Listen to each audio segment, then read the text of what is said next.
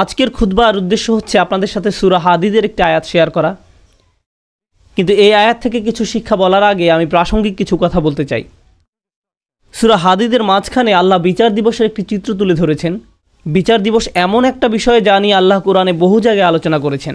সাধারণত তিনি যখন এই সম্পর্কে বলেন, তিনি বিশ্বাসীদের সম্পর্কে বলেন যারা জান্নাতের দিকে ধাবমান, এবং তিনি অবিশ্বাসীদের সম্পর্কে বলেন যারা জাহান্নামের দিকে অগ্রসর হচ্ছে। কিন্তু আলোচ্য অংশে একটি ব্যতিক্রমী চিত্র তুলে ধরা হয়েছে। এখানে আল্লাহ বিশ্বাসী এবং অবিশ্বাসীদের তুলনা করার পরিবর্তে তিনি বিশ্বাসী এবং মুনাফিকদের তুলনা করেছেন। আল্লাহ যেন আমাদেরকে তাদের অন্তর্ভুক্ত না করেন। আল্লাহ বিশ্বাসীদের বিপরীতে অবিশ্বাসীদের তুলনা করার পরিবর্তে বিশ্বাসীদের বিপরীতে এমন লোকদের তুলনা করেছেন যারা মনে করত যে তাদের ঈমান রয়েছে, অথবা ভান করত যে তারা মুসলিম, অথবা তাদের ঈমান রয়েছে, কিন্তু বিচার দিবসে আল্লাহর কাছে এই ঈমানের কোনো মূল্য থাকবে না। এরাই হলো মুনাফিক। আল্লাহ যেন আমাদেরকে তাদের অন্তর্ভুক্ত না করেন। সূরা হাদীদের এই আলোচ্য অংশটি আমাদের জানা খুবই জরুরি, কারণ এই অংশটি আমাদের জানায় যে বিচার দিবসে কিভাবে এই দলের অন্তর্ভুক্ত হওয়া থেকে রক্ষা পাওয়া যায়। সংক্ষেপে বলতে গেলে কিয়ামতের দিন বিশ্বাসীরা যখন দাঁড়াবে, রাসূল সাল্লাল্লাহু আলাইহি সাল্লাম তাদের দেখতে পাবেন। ইয়াওমা তারা, তিনি দেখতে পাবেন মানে রাসূল সাল্লাল্লাহু আলাইহি সাল্লাম দেখতে পাবেন আল মুমিনিনা ওয়াল মুমিনাত, বিশ্বাসী নারী এবং পুরুষদেরকে। ইয়াসআ নূরুহুম বাইনা আইদিহিম ওয়া বিআইমানিহিম, তাদের সম্মুখ ভাগে এবং ডান পাশে তাদের নূর ছোটাছুটি করবে। এর মানে হলো ঈমানদার পুরুষ এবং ঈমানদার নারীদের হৃদয় থেকে এবং ডান হাত থেকে জ্যোতি বিচ্ছুরিত হবে। এই আলোটি কেন জরুরি? কারণ আল্লাহর প্রতি আপনার আমার ঈমান যদি অকৃত্রিম হয় এবং বিশ্বাস দৃঢ় হয়, কিয়ামতের দিন এই বিশ্বাস জ্যোতিতে রূপান্তরিত হয়ে দীপ্তি ছড়াবে। আর এই বিশ্বাস দুনিয়াতে আমার কর্মকে প্রভাবিত করেছে। আমার হাতের সেই কাজগুলোই কিয়ামতের দিন আলোতে রূপান্তরিত হবে।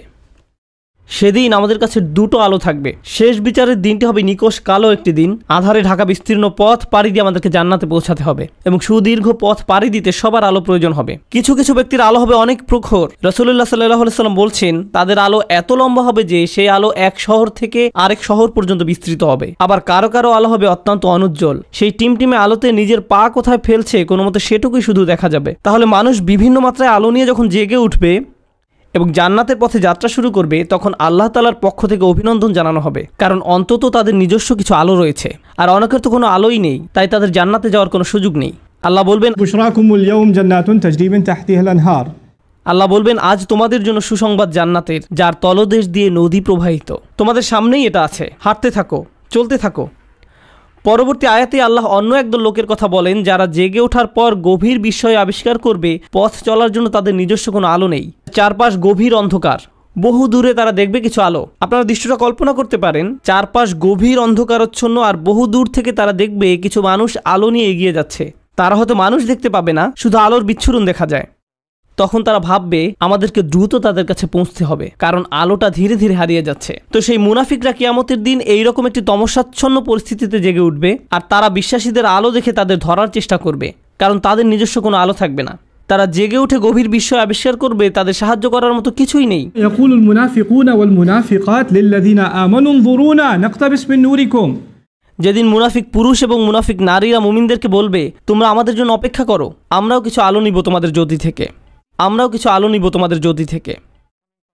ইকতিবাস শব্দ দ্বারা বোঝায়, যেমন আগের দিন আপনার হাতে মশাল থাকতো আর অন্যজনের আগুন থেকে নিজের মশাল জ্বালিয়ে নিতেন, সেরকম। তাই তারা ভাবলো আমরা তোমাদের থেকে কিছুটা আলো ধার নেব, তোমাদেরটা নিয়ে যাব না, একটু থামো, আমাদেরকে সাহায্য করো। তখন মুনাফিকদেরকে বলা হবে ইরজিউ ওয়ারাআকুম, তোমরা পিছনে ফিরে যাও, পিছনে ফিরে যাও, ফালতামিসু নূরা, এবং আলোর খোঁজ করো, আমরা তোমাদের সাহায্য করব না। হাসরের ময়দান হচ্ছে এমন ভয়াবহ একটি জায়গা যেখানে জন্মদাত্রী মা নিজ সন্তানকে পর্যন্ত অগ্রাহ্য করবে। ভাই বোন, স্বামী স্ত্রী, বাবা মা, আত্মীয় স্বজন, প্রাণের বন্ধু, এই সব পার্থিব সম্পর্কগুলো ছিন্ন হবে। প্রতিটি মানুষ শুধুমাত্র নিজেকে বাঁচাতে উদ্বিগ্ন থাকবে, কেউ এমনকি পিছনে ফিরেও তাকাবে না। তোমরা পিছনে ফিরে যাও এবং আলোর খোঁজ করো, পিছনে ফিরে যাও এক প্রকার ব্যঙ্গাত্মক মন্তব্য, মানে দুনিয়াতে ফেরত যাও এবং আলোর সন্ধান করো। কারণ কেউ যদি দুনিয়াতে তার ঈমান ও কর্ম দিয়ে আলো সংগ্রহ না করে থাকে, তাহলে সেদিন তার নিজস্ব কোনো আলোই থাকবে না। ফালতামিসু নূরা, আলো সংগ্রহ করার একমাত্র জায়গা হলো এই দুনিয়া।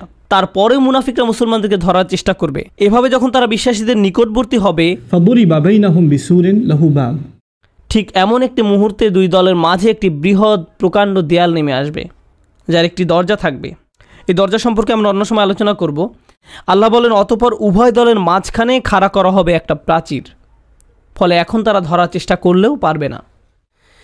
দেয়ালটি খাড়া হওয়ার পর আল্লাহ বলেন দেয়ালের অন্য পাশে যে 5টা মুনাফিকরা দেখতে পাবে না সেখানে থাকবে আল্লাহর করুণা, দয়া এবং মমতা, আর অপর দিকে থাকবে কঠোর শাস্তি এবং অন্ধকার। কঠোর শাস্তি এবং অন্ধকার।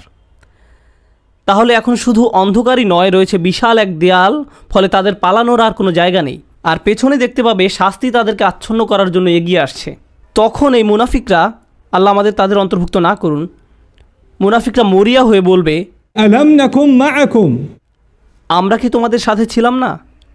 লক্ষ্য করুন, মুনাফিকরা অপর পাশে থাকা মুমিনদেরকে ডাকছে। স্পষ্টতই দরজা এই পাশ থেকে খোলা যায় না। আরে দরজাটা খোলো না, আমরা তো তোমাদের সাথেই থাকতাম। এভাবে মরিয়া হয়ে ডাকা হবে। সামনে অগ্রসর হওয়ার পূর্বে এটা বোঝা গুরুত্বপূর্ণ। এই কারণেই আমি আজকের খুতবার জন্য এই আয়াতটি পছন্দ করেছি। এই বাক্যটার কারণে, আলাম নাকুম মাকুম, আমরা কি তোমাদের সাথে ছিলাম না? ব্যাপারটা হলো, এই লোকগুলো যারা দেয়ালের ভয়ঙ্কর পাশে থেকে গেছে, যারা মরিয়া হয়ে আছে, যাদের নিজস্ব কোনো আলো নেই, তারা ভাবতো তারাও মুমিনদের অন্তর্ভুক্ত। তারা এটা নিয়ে খুবই আত্মবিশ্বাসী ছিল। এত আত্মবিশ্বাসী ছিল যে তারা কিয়ামতের দিনও সেই কথা বলছে, আমরা তোমাদের সাথে নামাজ পড়তাম, তোমাদের সাথে ব্যবসা করতাম, বন্ধু ছিলাম, আত্মীয়তার সম্পর্ক ছিল, চাচাতো মামাতো ভাই বোন ছিলাম, আমরা তো একই কলেজে ভার্সিটিতে গিয়েছি। কেন আজ আমরা বিচ্ছিন্ন? কেন এই সম্পর্ক ছেদ ঘটছে আজকে? এখন অপর পাশে অবস্থিত মুমিনরা নিজেদেরকে নিরাপদ মনে করছে। দেয়াল স্থাপিত হওয়ার কারণে এই পাশের মুনাফিকরা চরম আতঙ্কগ্রস্ত হয়ে পড়ল। অন্যদিকে অপর পাশে অবস্থিত মুমিনরা নিজেদেরকে অনেক বেশি নিরাপদ মনে করছে। তাদের আর কোনো তাড়াহুড়ার প্রয়োজন নেই, কারণ এখন সম্পূর্ণ নিরাপদ। এখন তারা সময় নিয়ে মুনাফিকদের উত্তর দিচ্ছে, এই কারণে তোমরা আজ আমাদের সাথে নেই। জান্নাতি লোকেরা সর্বপ্রথম তাদেরকে বলেছিল, পেছনে ফিরে গিয়ে আলোর তালাশ করো, فالتمسوا نورا পেছনে ফিরে গিয়ে আলোর তালাশ করো। স্পষ্টতই তোমাদের আলো নেই। আবার মুনাফিকরা সম্পূর্ণ হতবাক, আমাদেরও তো তোমাদের মতো আলো পাওয়ার কথা ছিল। এখন জান্নাতি মানুষরা মুনাফিকদের ব্যাপারে বর্ণনা করবে, এই লোকগুলোর তো আলো ছিল, তাদের বিশ্বাস ছিল, এই লোকগুলোর তো আলো ছিল, কিভাবে তারা এটা হারালো? কিভাবে তারা কিয়ামতের দিন সম্পূর্ণ দেউলিয়া হয়ে পড়ল? এই আয়াতটি বিশেষভাবে নিগুড় একটি আয়াত। এই আয়াতে বর্ণিত হয়েছে কিভাবে একজন মুমিন ক্রমে ক্রমে ঈমান হারায়, কিভাবে একজন মানুষ ঈমানের মতো মহামূল্যবান জিনিস পাওয়ার পরেও পরিশেষে তা হারিয়ে ফেলে। রাতারাতি কোনো ব্যক্তির ঈমান ধ্বংস হয়ে যায় না। একদিন সকালে ঘুম থেকে উঠে কোনো ঈমানদার ব্যক্তি মুনাফিক হয়ে যায় না। এটা একটা পর্যায়ক্রমিক প্রক্রিয়া।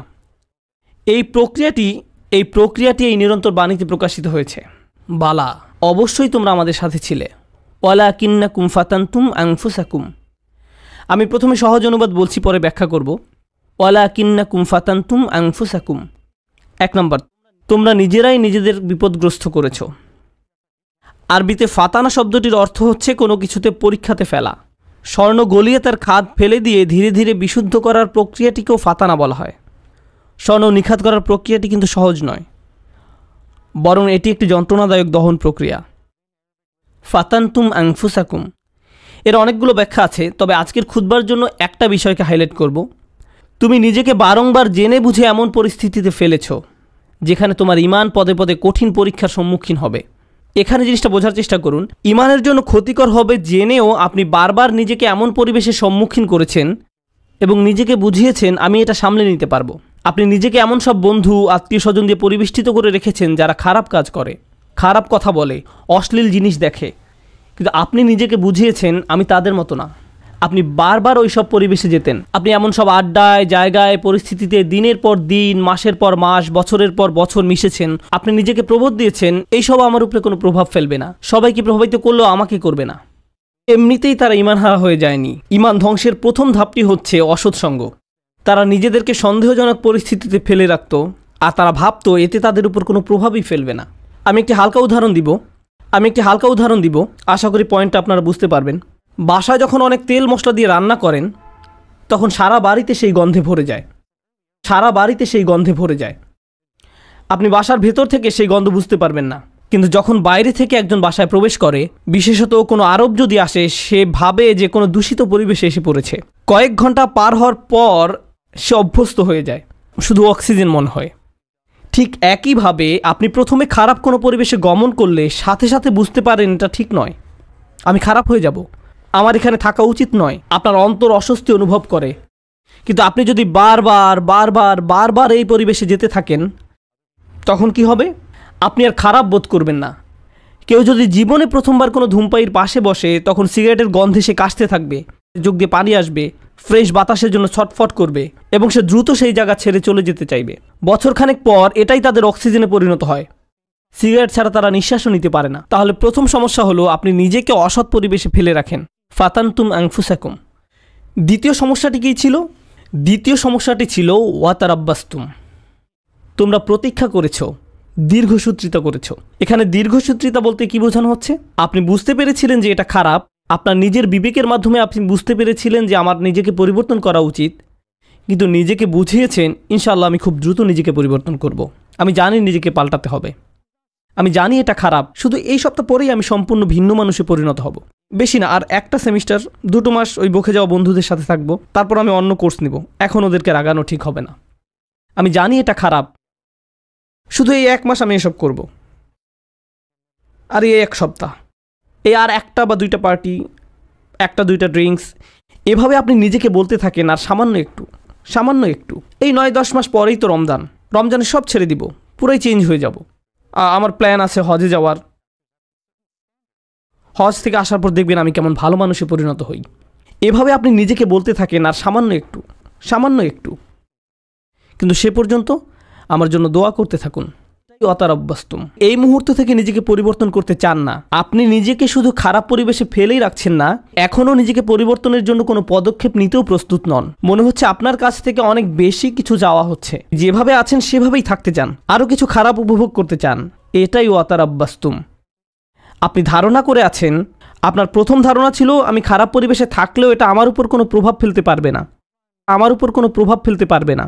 সময়ের সাথে সাথে ভয়ঙ্কর খারাপ কিছু আপনার কাছে স্বাভাবিক হয়ে যায়। এখন অতারাব্বাস্তুম বা অপেক্ষা করতে থাকা, দীর্ঘসূত্রিতা করার প্রভাব কি? আপনি ভাবছিলেন আপনি যে কোনো সময় এই খারাপ কর্ম পরিত্যাগ করতে পারবেন, সব খারাপ সঙ্গ থেকে যে কোনো সময় সরে আসতে পারবেন। আরে আমি তো আর আসক্ত না, আমার তো আর এটার দরকার নেই, আমি তো আর এর সাথে আটকে যাইনি, যখন তখন বেরিয়ে যেতে পারবো। কিন্তু বাস্তবতা এটা নয়। যত বেশি সময় আপনি এর সাথে জড়িয়ে থাকবেন, আপনি তত বেশি এতে আসক্ত হবেন। তারপর এর থেকে বেরিয়ে যাওয়া অসম্ভব হয়ে পড়ে। আপনি আষ্টে পৃষ্ঠে মাথা পড়েন, সম্পূর্ণ ডুবন্ত অবস্থায় নিজেকে আবিষ্কার করেন। আপনি এখন জানেনও না এই পরিবেশের বাইরে সুস্থ জীবনের মানে কি। এরপর আপনি নিজেকে বলতে শুরু করেন অনেক দেরি হয়ে গেছে, আর সম্ভব না। এরকম ঘটার পর এক অপরাধ বোধের জন্ম নিবে। আমি বহুদিন ধরে এত পাপ কাজ করে আসছি, আমার আরও অনেক আগেই তওবা করা উচিত ছিল, এখন অনেক দেরি হয়ে গেছে। নিজেকে খারাপ ভাবতে অথবা মনের ভেতরে অনুশোচনা নিয়ে বেশি দিন কাটাতে কেউই পছন্দ করে না। তখন শয়তান এসে বলবে, তুমি এত অপরাধ বোধে ভুগছো কেন? তোমার তো কোনো দোষ নেই। এই ইসলাম নামের জিনিসটাই তোমার মনের ভেতর যত অপরাধ বোধের জন্ম দিয়েছে। এই ইসলাম বলছে এটা হারাম, ওটা গুনাহ, এভাবে কথা বলবে না, ওটা খেও না, অমুকটা দেখো না, ওখানে যেও না। এই ইসলাম তোমাকে নিজের সম্পর্কে খারাপ ধারণা দিচ্ছে। আচ্ছা, এই ইসলাম যে এত কঠিন সব নিয়মকানুন মেনে চলতে বলছে, এটা সত্য কিনা তুমি কি নিশ্চিত? শয়তানের ওয়াসওয়াসা শুনে বিভ্রান্ত ব্যক্তি ভাবতে থাকে, আমি আসলে কেন ইসলামে বিশ্বাস করি? মনে হয় যেন ইসলাম চায় না আমি আনন্দে থাকি। আমি শুধু আমার জীবন উপভোগ করতে চাই, আমি সুখী হতে চাই, আমি স্বাধীনভাবে বন্ধুবান্ধবের সাথে মৌজ মাস্তি করতে চাই, জীবনকে সর্বোচ্চ উপভোগ করতে চাই।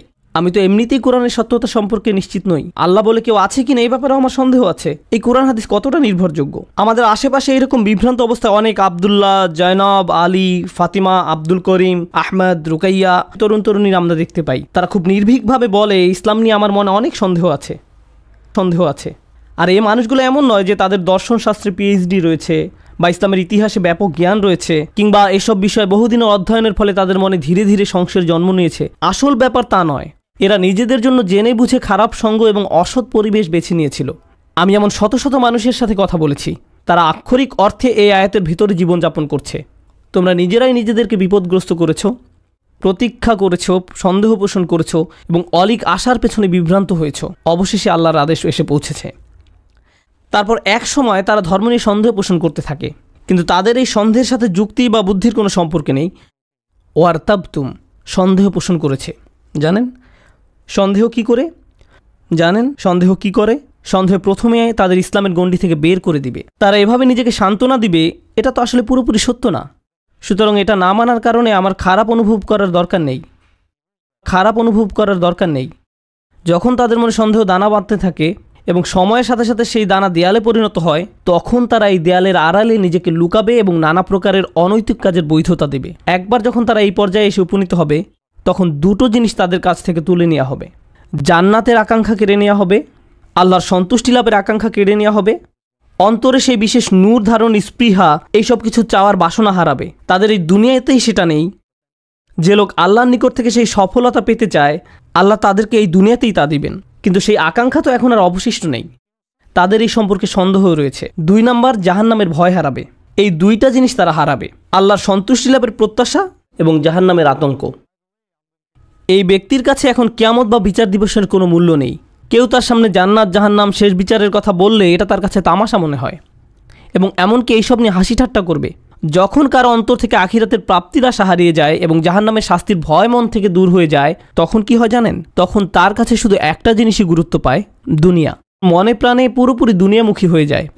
যেহেতু পরকাল বলে কিছু নেই, তাই এই দুনিয়াতেই যা কিছু করার পাবার জন্য মরিয়া হয়ে যেতে হবে। অর্থ, বিত্ত, সাফল্য, সম্পদ, জনপ্রিয়তা, বিনোদন, মৌজ মাস্তি, সব ধরনের ম্যাটেরিয়াল থিং যে কোনোভাবে যে কোনো পথে অর্জন করাটাই মুখ্য ব্যাপার হয়ে দাঁড়াবে। সে ভাববে দুনিয়া দিয়ে এইসব প্রাপ্তির ভিতরে রয়েছে সব আনন্দ এবং চূড়ান্ত মানসিক তৃপ্তি, মৌজ মাস্তি, সব ধরনের ম্যাটেরিয়াল থিং। তাই পরবর্তী ধাপটা হচ্ছে অগররাতকুমুল আমানিয়্যু, অলিক আশার পেছনে বিভ্রান্ত হয়েছে। সে মিথ্যা আশার পেছনে ছুটেছে এবং মনে করেছে পার্থিব অর্জন তাকে সুখী করবে। সে তার সম্পূর্ণ জীবন শুধু এই লক্ষ্যেই ব্যয় করেছে। সে মনে করেছিল এই সব কিছু তাকে তার লক্ষ্যে পৌঁছে দেবে। কারোর জন্য সেটা হয় পরবর্তী কোনো মুভি, কারোর জন্য কোনো খেলনা, কারোর জন্য নেক্সট স্মার্টফোন।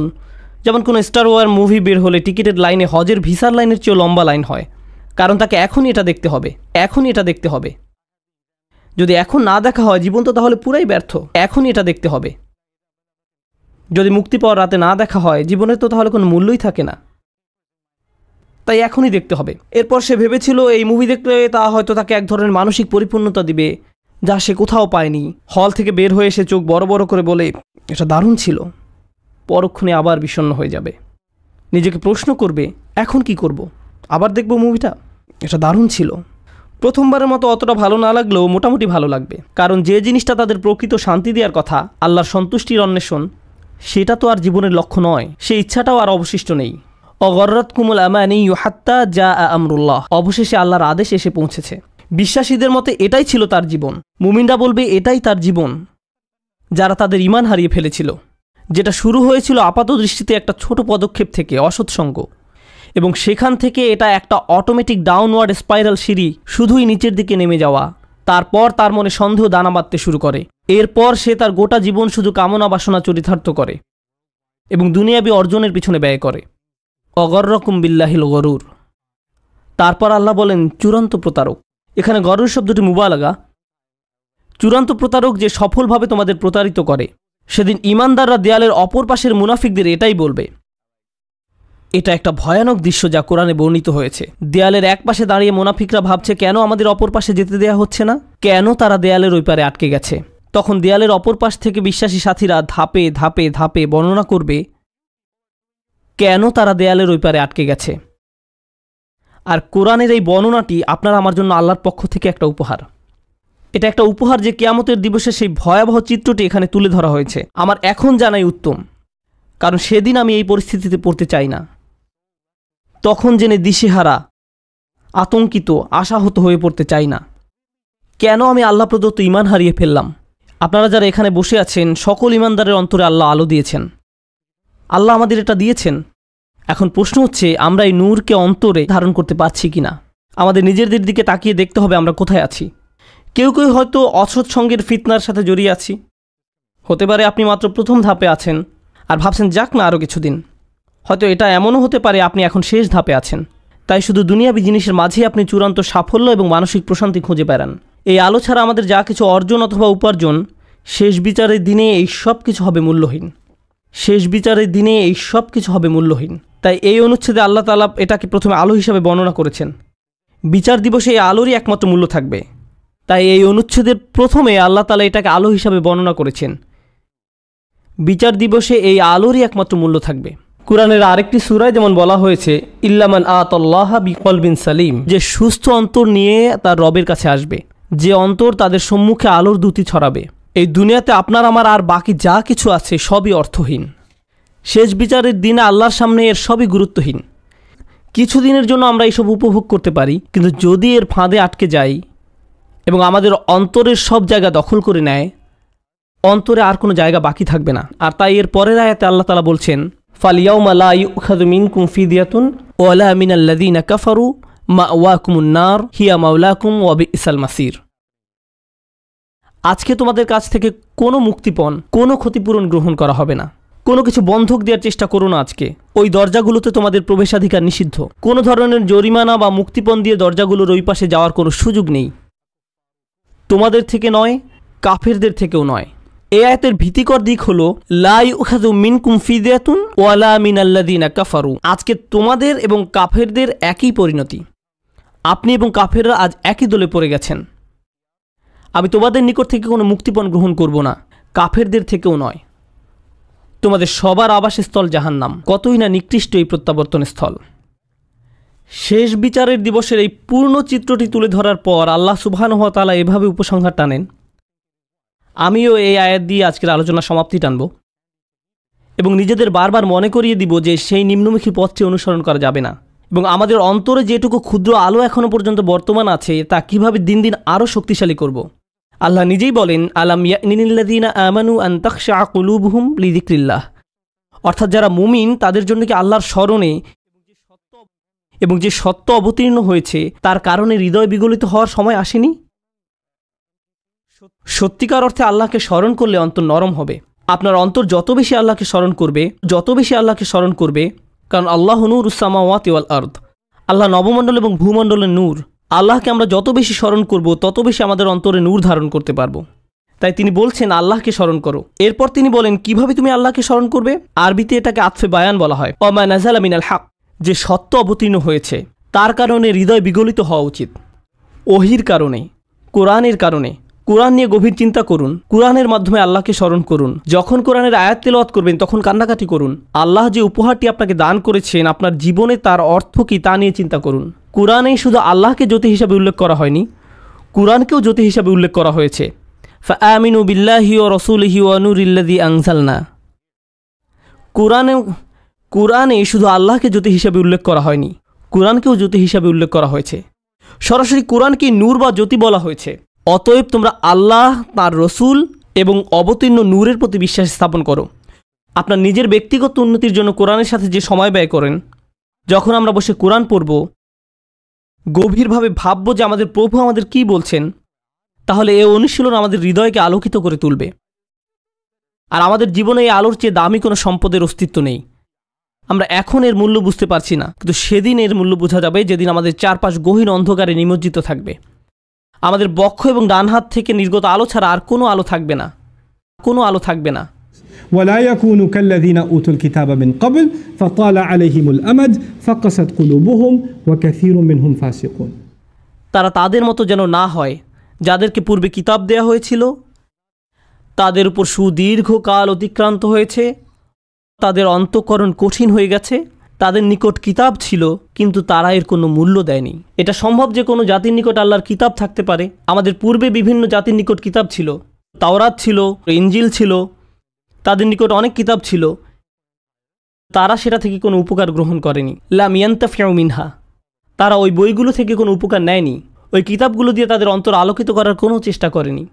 হয়তো তারা ভুল উদ্দেশ্যে ওই বইগুলো ব্যবহার করেছিল, হতে পারে আনুষ্ঠানিকতা পালনের উদ্দেশ্যে করেছিল, হয়তো তারা মাঝে মধ্যে শুধু তিলাওয়াত করে আনন্দ নিত। আল্লাহর কিতাবকে তারা এমন বিষয়ে পরিণত করেছিল। কোরআনও আজ আমাদের নিকটে এমন হয়ে গেছে। শুধু বিয়ে শাদী অনুষ্ঠানে এটা তেলাওয়াত করি, আমাদের অন্তর বিগলিত করার জন্য আজ আমরা কোরআন অধ্যয়ন করি না। এটা ইতিহাসের এক নির্মম ট্র্যাজেডি যে মানুষ আল্লাহর কিতাব থেকে উপকৃত হয় না, অথচ যা এসেছিল মানুষের অন্তরকে কোমল করে কিয়ামতের দিন আল্লাহর সামনে দণ্ডায়মান হওয়ার জন্য প্রস্তুত করতে। আর তাই এটা এখন আপনার আমার দায়িত্ব। এজন্যই বলা হয়েছে ওয়ালা ইয়াকুনু কাল্লাযীনা উতুল কিতাবা মিন ক্বাবল ফাতালা আলাইহিমুল আমাদ ফাকাসাত কুলুবুহুম। তাদের অন্তঃকরণ কঠিন হয়ে গেছে।